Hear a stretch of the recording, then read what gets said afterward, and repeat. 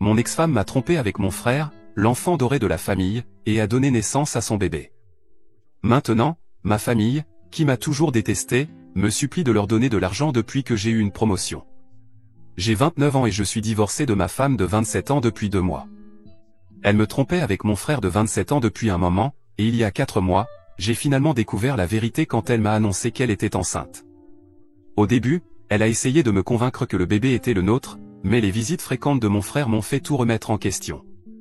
J'ai décidé de vérifier son téléphone et je l'ai confronté aux messages que j'y ai trouvés. Elle a fini par avouer qu'elle me trompait avec mon frère depuis un moment. Ma famille et moi ne nous parlions plus depuis que j'avais quitté la maison à 18 ans. Ils m'ont toujours traité comme un étranger, même dans ma propre famille, et mon frère était l'enfant chéri. Je trouvais déjà étrange de commencer une fête en mon honneur sans moi, mais quand j'ai vu le gâteau, j'ai complètement perdu mon sang-froid. J'ai finalement confronté mes parents et leur ai demandé pourquoi ils ne m'avaient jamais organisé une fête pour une véritable réalisation. Ils m'ont répondu qu'après ma lettre d'acceptation à l'université, ils ne voulaient pas que mon frère se sente laissé pour compte, alors ils ont organisé une fête pour lui à la place. Ils m'ont dit que, au lieu de faire une crise, je devrais essayer de soutenir mon frère. Ce jour-là, j'ai pris la décision de ne jamais revenir vers eux et je m'y suis tenu. J'ai payé mes études en contractant un prêt et en travaillant, puis j'ai loué un petit appartement avec un ami après avoir terminé l'université. Je n'ai jamais parlé à mes parents après avoir quitté la maison pour l'université, et ils n'ont pas non plus essayé de reprendre contact avec moi. Bien sûr, beaucoup de temps s'est écoulé depuis et l'année dernière, mon frère m'a contacté en ligne pour me demander si je voulais renouer avec lui et mes parents, car il semblait vraiment me manquer. Beaucoup de choses s'étaient passées depuis que j'avais quitté la maison. Il y a 2 ans, je me suis marié avec mon ex-femme et je menais une vie très confortable, mais je ne pense pas avoir vraiment tourné la page sur ce qui s'était passé avec mes parents. J'ai donc fini par accepter de les rencontrer. C'était gênant et inconfortable au début, mais ils faisaient un effort pour réparer ce qu'ils m'avaient fait dans le passé, alors je me suis senti obligé de faire un effort pour eux aussi. Je les ai donc invités chez moi, ce qui a été ma première erreur, présenter mon frère à mon ex. Ils se sont rencontrés, ont commencé une liaison, et elle est tombée enceinte. J'étais vraiment heureux quand j'ai appris qu'elle était enceinte, pensant évidemment que le bébé était le mien. Puis, comme je l'ai mentionné plus tôt, mon frère a commencé à venir plus souvent après que nous ayons appris la grossesse. Au début, cela ne me dérangeait pas, mais cela a commencé à devenir étrange quand il touchait le ventre de ma femme enceinte et parlait au bébé. Mon ex m'a dit que ce n'était pas si grave, mais je n'ai pas pu m'empêcher de suspecter que mon frère avait plus à voir avec ce bébé qu'il ne le laissait paraître. 6 mois après le début de la grossesse, j'ai décidé de vérifier son téléphone pendant qu'elle dormait et cela a confirmé tout ce dont j'avais peur. Les textos entre mon ex et mon frère prouvaient que le bébé était en réalité le sien et qu'ils étaient ensemble depuis un moment. De plus, mon ex n'avait jamais eu l'intention de me dire que le bébé n'était pas le mien. Elle et mon frère prévoyaient de m'annoncer leur liaison après la naissance du bébé, puis de divorcer de moi pour se mettre ensemble, tout en vivant de la pension alimentaire que je paierais. Le lendemain matin, je lui ai parlé des textos et, bien qu'elle ait d'abord nié, elle a finalement avoué. C'était la fin de mon mariage de 2 ans et, bien sûr, mes parents ont pris le parti de mon frère et de mon ex. Toutes leurs paroles sur le fait que nous étions tous les deux aussi importants pour eux n'étaient que des mots après tout. Quand mon ex et mon frère ont annoncé notre divorce sur les réseaux sociaux et sa décision de l'épouser, toute ma famille a pleinement soutenu leur décision. Personne ne se souciait du fait qu'ils avaient ruiné ma santé mentale et brisé ma confiance. Non seulement mon ex m'avait menti pendant 6 mois en me disant que le bébé était le mien, mais c'était comme si j'avais perdu à la fois ma femme et mon enfant, et cela faisait vraiment mal. Mes parents m'ont dit que c'était pour le mieux et ont refusé d'agir comme si mon frère m'avait fait du tort. Ils m'ont même dit que je devrais être heureux que mon ex et mon frère aient enfin trouvé le bonheur et que je devrais me joindre aux célébrations. Une fois de plus, je les ai coupés de ma vie, ce qui a aussi compliqué mon divorce. Mon ex-femme a obtenu une grosse somme de règlement, ma voiture, et tout cela parce que ma famille était du côté de ma femme pendant le divorce, car elle était avec mon frère. Maintenant, elle et son avocat ont inventé une histoire disant que j'étais toxique et contrôlant et que je l'avais forcé à quitter son travail, alors que c'était son propre choix. Ma famille a renforcé cette histoire en disant que la raison pour laquelle il m'avait coupé les ponts en premier lieu était à cause de mon attitude misogyne et de mes crises de colère. Donc, les preuves étaient contre moi et j'ai perdu beaucoup d'argent dans le divorce. Heureusement, j'ai pu garder la maison. J'étais juste content d'avoir terminé avec cette merde et de ne plus avoir à voir ces gens horribles. Heureusement, il n'y a pas de période d'attente pour un divorce où je vis et mon ex-femme ne l'a pas contesté non plus, donc j'ai pu tout régler aussi rapidement que possible pour pouvoir passer à autre chose. Il était difficile d'oublier tout cela, mais je me suis plongé dans le travail et je me suis efforcé de m'améliorer pour pouvoir tourner la page sur cet épisode désagréable le plus rapidement possible. Cela a payé car il y a 2 semaines, j'ai obtenu une promotion, un meilleur poste, un meilleur salaire, une meilleure voiture de fonction, tout en gros. Je n'aurais pas pu être plus heureux à ce sujet, alors j'ai décidé de me faire plaisir avec un dîner solo dans l'un de mes restaurants préférés. Mais j'ai fait l'erreur de poster à ce sujet en ligne et, en un jour ou deux, ma mère m'a contacté pour me demander de venir les voir. J'étais perplexe quant à ce qu'ils pouvaient bien vouloir de moi maintenant, puisque nous n'avions même pas parlé après la finalisation du divorce et qu'ils avaient soutenu mon ex et ses mensonges. J'ai réussi à l'ignorer pendant quelques jours, mais elle a commencé à m'appeler sans relâcher. Finalement, quand rien d'autre n'a fonctionné, elle s'est présentée à mon bureau. Elle a simplement refusé de partir et s'est disputée avec la réceptionniste, ce qui était assez embarrassant, alors j'ai promis que je leur rendrais visite dans quelques jours, ce qui m'a enfin permis de la convaincre de partir. Quelques jours plus tard, j'ai finalement rendu visite à ma famille. Ils avaient utilisé la somme du règlement pour déménager dans une maison plus grande afin de pouvoir accueillir le bébé qui était né il y a un peu plus de 3 semaines. Je suppose que la pension alimentaire était également utilisée pour payer les factures, mais en vérité, cela ne m'affectait pas beaucoup car la pension alimentaire était une très petite partie de mon salaire à ce stade et je pouvais me le permettre. Mon frère n'était pas à la maison et mon ex dormait, donc seuls mes parents m'ont parlé. Je n'ai pas essayé de faire de petites conversations et j'ai simplement attendu qu'ils en viennent au fait. Après environ 5 minutes de silence, mon père a fini par dire que mon frère avait été licencié de son travail et que la pension alimentaire et le règlement ne suffisaient plus. Ils m'ont dit qu'ils avaient vu le post à propos de ma promotion et espéraient que je pourrais les aider financièrement car il manquait d'argent. Mes parents étaient à la retraite depuis longtemps, mon frère était sans emploi et mon ex ne retournait évidemment pas travailler de sitôt. La pension alimentaire ne suffisait pas pour payer les factures d'une famille de 5 personnes, surtout avec un nouveau-né dans la maison, et je le savais aussi. Cependant, j'étais choqué qu'ils aient eu l'audace de me demander de l'aide après tout ce qui s'était passé. J'étais tellement choqué que je n'ai rien dit pendant quelques minutes, mais finalement, j'ai repris mes esprits et décidé que je n'avais pas besoin de supporter tout cela. Je me suis simplement levé et je suis parti sans un mot. Quand j'ai atteint la porte et l'ai ouverte, j'ai trouvé mon frère debout dehors. Mes parents me disaient de rester et de les écouter, et mon frère avait l'air un peu alarmé de me voir là. Je n'ai toujours rien dit et j'ai continué à partir. Il pleuvait très fort et c'était une courte marche jusqu'à l'endroit où j'avais garé ma voiture en dehors de leur pelouse, alors j'étais complètement trempé et j'étais déjà de très mauvaise humeur. C'est là que j'ai peut-être été le méchant de l'histoire, car mes parents et mon frère m'ont suivi et, alors que je cherchais mes clés dans ma poche, ils ont décidé de me demander de l'aide une dernière fois. Cette fois, c'était mon frère qui faisait la demande. Il avait toujours été arrogant et suffisant, un résultat direct de la façon dont nos parents nous avaient traités, alors c'était bizarre de le voir me demander de l'aide. Cela a dû lui coûter beaucoup d'efforts pour se convaincre, donc ils étaient certainement honnêtes à propos de leur mauvaise situation. Quoi qu'il en soit, j'ai perdu mon sang-froid et j'ai fini par leur dire de me laisser tranquille et qu'ils pouvaient mendier dans la rue s'ils avaient vraiment besoin d'argent, car un étranger qui ne savait rien d'eux aurait probablement plus de compassion pour leur situation que moi. Après avoir dit cela, je suis monté dans ma voiture et je suis parti, les laissant sous la pluie. Je ne vais pas mentir, c'était assez satisfaisant de faire cela à ma famille, car ils n'avaient rien fait d'autre que de me maltraiter toute ma vie.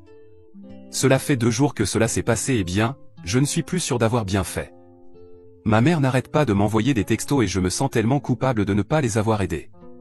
Je sais que j'ai beaucoup d'argent et que leur envoyer un peu d'argent ne me ferait pas de mal, mais après tout ce qui s'est passé, j'ai juste l'impression d'être utilisé.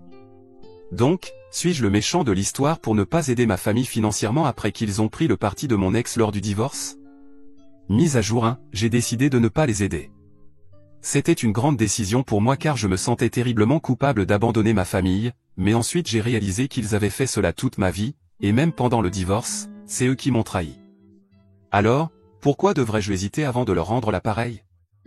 J'ai dit à ma mère d'arrêter de me harceler, sinon je serais obligé de faire intervenir mes avocats et cela ne se terminerait pas bien pour eux.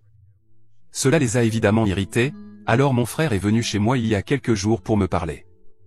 Il m'a dit que, bien qu'il soit désolé de la façon dont j'avais été traité pendant toute mon enfance, il ne pouvait rien y faire car il était simplement meilleur que moi, ce qui expliquait pourquoi il avait été traité de cette façon. Il m'a également dit que je devais arrêter de mal agir envers nos parents pour avoir fait ce que n'importe quel parent normal aurait fait à leur place, et simplement les aider puisqu'ils traversaient une période difficile au lieu de garder rancune comme un enfant. J'ai éclaté de rire devant lui, car ce qu'il disait était absolument insensé. Je lui ai dit que, Au lieu d'essayer de me rabaisser et de me manipuler pour que je les aide, il devrait probablement chercher un emploi au lieu de perdre son temps comme ça. Cela a touché une corde sensible, je pense, et il a commencé à crier que j'étais simplement jaloux que non seulement nos parents, mais aussi mon ex-femme le préférait à moi, et que je prenais ma revanche en refusant de donner de l'argent à ma famille. Je n'ai même pas essayé de me battre et j'ai simplement accepté en disant que je faisais tout cela par vengeance, et qu'il ne pouvait rien y faire. Il s'est énervé et m'a dit qu'il allait me poursuivre et me forcer à donner de l'argent d'une manière ou d'une autre. Je regrette de lui avoir parlé de cette façon, honnêtement, mais je ne prends pas cela au sérieux. Il peut essayer de m'effrayer autant qu'il veut, mais cela ne fonctionnera pas car je sais qu'il n'est pas capable de faire quoi que ce soit contre moi. Je suis impassible. Mise à jour 2, eh bien, il y a 3 jours, mon frère m'a rendu visite et a essayé de me convaincre de les aider, mais il n'a pas réussi. Mes parents ont déjà essayé dans le passé et cela n'a pas non plus fonctionné pour eux. Cette fois, mon ex a décidé de m'appeler et de me parler. J'étais sceptique à l'idée de répondre, mais j'ai décidé de répondre quand même parce que sinon, il reviendrait probablement et perdrait encore plus de mon temps. Donc, je lui ai parlé et c'était insensé de voir à quel point ces gens peuvent être prétentieux et cruels. Elle a commencé très poliment en me disant que, comme je le savais déjà, elle et sa famille avaient des difficultés financières, et bien qu'elle comprenne que je n'avais absolument aucune obligation de les aider après tout ce qu'ils m'avaient fait, elle voulait quand même que je réfléchisse et que je sois la meilleure personne dans cette situation. Elle a essayé de me rendre sympathique en me rappelant que mes parents avaient tout payé pendant mon enfance et qu'elle avait aussi fait de son mieux pour être une bonne épouse. Oui, bien sûr, sauf pour le fait que mes parents ne se souciaient pas de moi et préféraient toujours mon frère, et qu'elle m'avait trompé avec le même frère dont je me plaignais. Donc, cela n'a pas du tout fonctionné, et je lui ai dit que, bien que je me sente mal pour ce qui leur arrivait, je dépensais déjà beaucoup d'argent inutilement en lui payant une pension alimentaire qu'elle ne méritait même pas, puisqu'elle m'avait trompé, mais avait réussi à l'obtenir de moi parce que ma famille n'avait aucun scrupule à mentir et à me faire passer pour le méchant pour leur gain. Elle a commencé à pleurer au téléphone et m'a dit que j'étais égoïste et sans cœur, ce qui était tout simplement ironique. Quand j'ai encore refusé d'aider, elle m'a dit que mon frère avait raison et que je ne lui laissais pas d'autre choix que d'impliquer la loi. Elle allait demander une pension alimentaire plus élevée et m'amener devant le tribunal pour m'humilier une fois de plus. Honnêtement, j'aimerais les voir essayer. La première fois, j'étais tellement épuisé émotionnellement et déprimé que je n'avais même pas essayé de me défendre ou de prouver qu'ils avaient tort. J'ai simplement cédé et accepté de payer la pension alimentaire sans même essayer de prouver que leurs affirmations étaient fausses. Je n'avais jamais été toxique ou contrôlant, ni rien de ce qu'ils prétendaient, donc elle n'avait aucune raison de me tromper et ne méritait pas un seul dollar du divorce.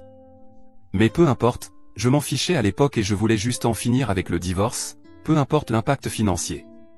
Cette fois, cependant, je suis prêt à me battre et à m'assurer d'apprendre à ma famille une leçon qu'ils n'oublieront jamais.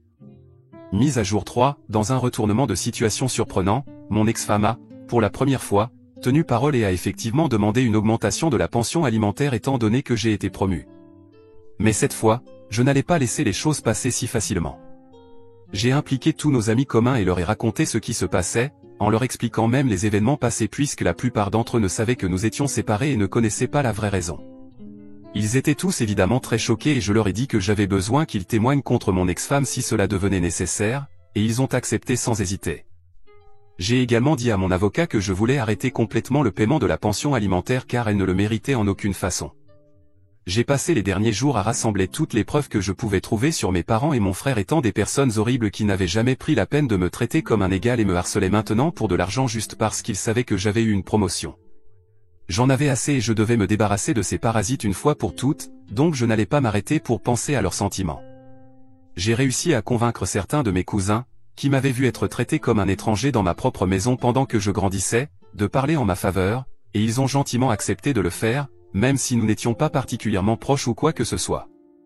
Mon avocat était assez satisfait de ce que nous avions réussi à rassembler et m'a dit que ce serait bétonné et que nous pourrions peut-être même arrêter de payer la pension alimentaire. Il était déjà connu qu'elle m'avait trompé, mais les raisons données par mon ex, me peignant comme le méchant et mon frère comme le héros qui l'a sauvé, étaient toutes des mensonges. Même si je n'avais pas essayé de me défendre la dernière fois, je comptais bien rétablir la vérité cette fois-ci, et je l'ai fait aussi.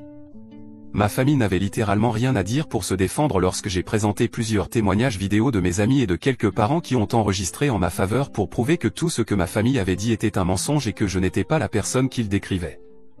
Je suppose qu'ils pensaient qu'ils seraient aussi facilement disculpés cette fois-ci que la dernière fois, mais je n'étais plus aussi fragile émotionnellement, et honnêtement, tout ce qu'il m'avait fait traverser m'avait rendu beaucoup plus fort. Hier, il a été décidé que je n'aurais plus à payer de pension alimentaire à mon ex-femme à la lumière des nouvelles informations qui avaient fait surface. J'étais probablement l'homme le plus heureux de la Terre en réalisant que c'était terminé. C'était tellement satisfaisant de voir le regard suffisant complètement effacé du visage de ma famille, et mon ex avait l'air sur le point de pleurer à tout moment. Mais oui, je m'en fichais complètement de ses pleurs et j'étais simplement fini avec toute cette histoire. Je pensais rentrer chez moi et me faire plaisir avec de la nourriture à emporter et un film, mais bien sûr, ma famille devait absolument faire tout ce qui était en leur pouvoir pour m'empêcher de connaître le bonheur. J'étais à quelques mètres de ma maison quand j'ai remarqué la voiture de mon frère garée juste devant chez moi, et j'étais vraiment confus quant à pourquoi il serait là. Je suis quand même entré, et là se trouvait ma famille debout devant ma porte, bloquant mon chemin. J'étais très surpris et ne savais même pas quoi dire, mais j'ai décidé d'agir comme si cela ne me dérangeait pas et je leur ai dit de quitter ma propriété s'ils ne voulaient pas que j'appelle la police. C'est alors que mon père a parlé et m'a dit que je devrais avoir honte de moi pour ce que j'avais fait aujourd'hui. Il a commencé à me faire la leçon sur le fait que je n'avais aucun sens des responsabilités envers ma famille et que je les avais trahis en refusant de les aider quand ils en avaient le plus besoin. Une fois qu'il a terminé, j'ai simplement refusé de répondre ou de m'engager dans une quelconque conversation avec lui et je suis resté là en silence. Je ne voulais tout simplement pas leur donner la satisfaction de m'énerver, car je devinais que c'était leur but, me rendre tellement émotionnel que je finirais par céder et faire quelque chose de rationnellement stupide. Mais je ne suis pas idiot et leurs mesures désespérées n'allaient pas aider leur cas du tout, ce qu'ils auraient dû comprendre à ce moment-là.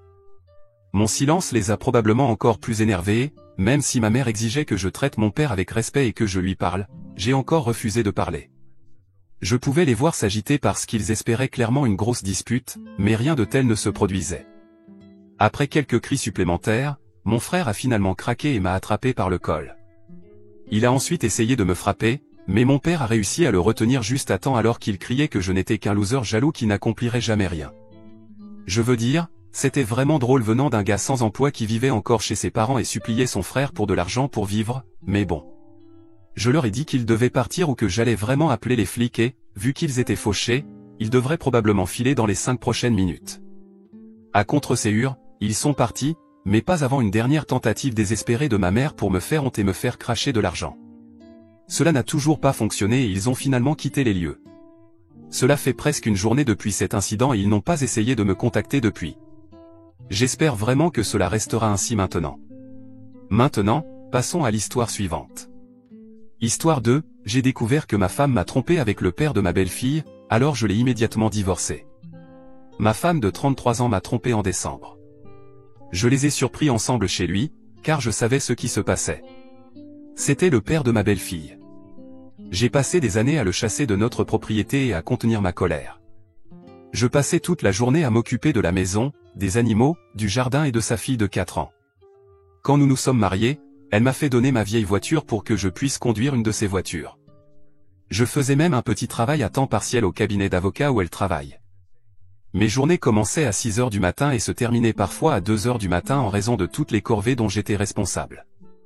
J'ai essayé de lui pardonner, mais je continuais à la surprendre en train de lui parler et même de faire des plans pour coucher avec d'autres amis masculins, tout en me disant qu'elle voulait que notre relation fonctionne. Elle m'a abusé sexuellement et émotionnellement, me disant que c'était de ma faute si elle me trompait parce que j'aurais dû faire quelque chose pour l'empêcher. Elle utilisait la culpabilité et les menaces pour me forcer à avoir des relations sexuelles avec elle alors que je n'étais clairement pas prêt pour ça. Elle est tombée enceinte après que je l'ai surprise avec lui et j'ai demandé un test de paternité. Au lieu de cela, elle est allée avorter immédiatement et m'en a blâmé. J'ai décidé de partir le mois dernier et j'ai quitté mon emploi. Depuis, ma famille m'aide et je lutte tous les jours pour sortir du lit et même me nourrir.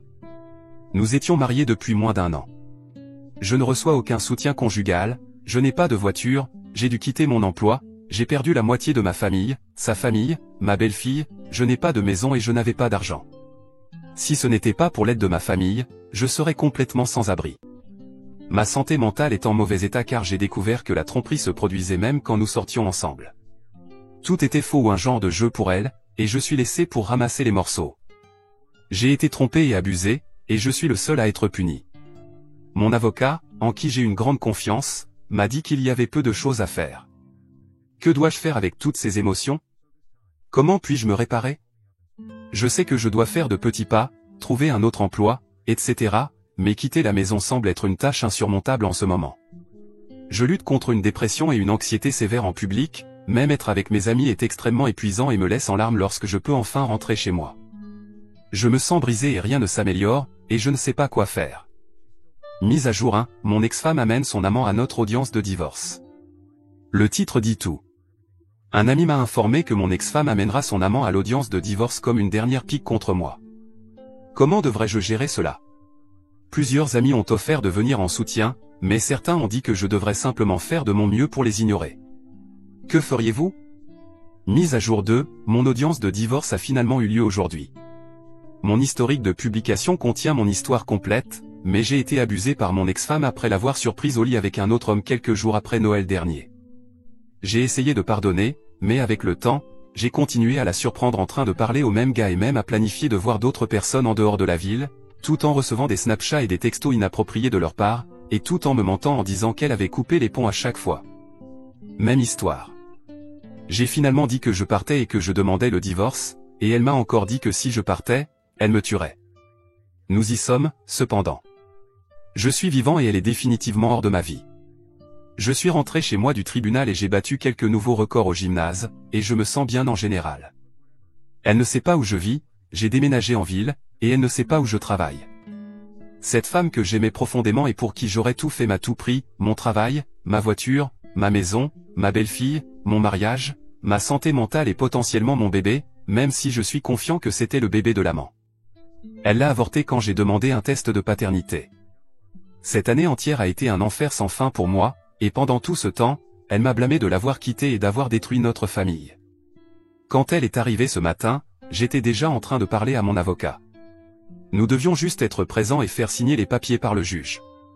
Je ne l'ai jamais regardée une seule fois, même lorsqu'elle a essayé de me remettre du courrier de la maison. Je l'ai juste pris et j'ai continué à marcher. J'ai remarqué que son amant n'était pas venu avec elle, ce qui était étrange car elle avait dit à des amis communs qu'il viendrait. Tout s'est bien passé, j'étais stressé et émotionnellement chamboulé à l'intérieur, mais j'ai gardé un sourire léger sur mon visage et j'ai gardé le moral haut. Elle semblait sur le point de pleurer, mais je ne l'ai jamais regardée. Ce n'est qu'en rentrant chez moi que j'ai remarqué une note mélangée avec mon courrier. Son amant n'était pas là parce qu'il avait mis enceinte une autre fille qu'il voyait. J'ai déchiré la note et l'ai jetée. Elle avait un mari aimant et elle l'a trompé, menti et blessé jusqu'à ce qu'il la quitte, tout cela pour un perdant qui voyait d'autres filles de toute façon. Le comble, c'est que l'amant déteste être père, il est paresseux, il a battu mon ex-femme quand ils étaient ensemble, et il dépose sa fille chez sa mère dès qu'il l'a. Sa propre mère a pleuré à Noël alors que nous partagions un verre parce qu'elle était si heureuse que sa petite fille met dans sa vie. Ce nouveau bébé va détruire encore plus sa vie. Mon seul espoir est que la femme avec qui il a eu ce bébé s'éloigne de lui dès que possible pour le bien de l'enfant.